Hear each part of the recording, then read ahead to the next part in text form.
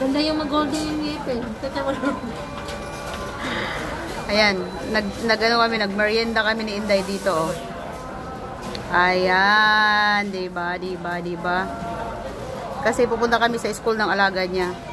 1 o'clock pa naman eh, merong pang time. So, dito muna kami magtambay. Ayan, bakit ang laki ng camera ko?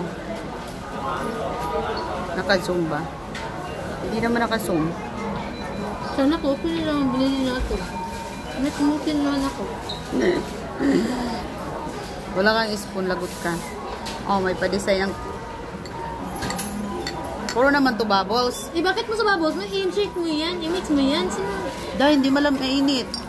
Sabi sa'yo eh. Mainit eh, sige ba? Ba't dito? Bubbles na kinain, di. Yan. Yan. Ting ting ting ting ting ting ting ting ting.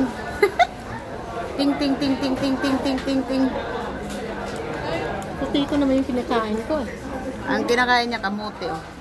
Nagbaon ng kamote. Nagbaon ng kamote dito sa McDo. Next time ka Yan na, ayaw ko dito. Hindi nga mainit talaga, day eh. Try mo. Try mo. Higop. Walang iya itong babae na to eh. Touch ko, init nga eh. Sa baso lang. Half, ano yan, half malainit, half malamig. Mainit nga eh. Yung babos yung inigop mo. Huwag mong babos yung igopin mo. Ano yan o? Nagaso-aso nga yan eh. Yan o. Babos yung inigop mo. Hindi yung babos. Hindi nga oh. Malamig talaga, day.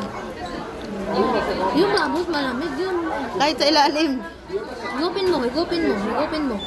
Igopin mo. Ay, naku. Isang butong babae nito oh. Oh, ayan. Hindi mainit. Hindi mainit.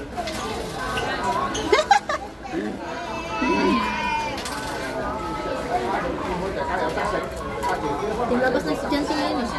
Labasan na. Uy, mayroong ano si Bossing. May message. Ano kaya? Patayin ko muna.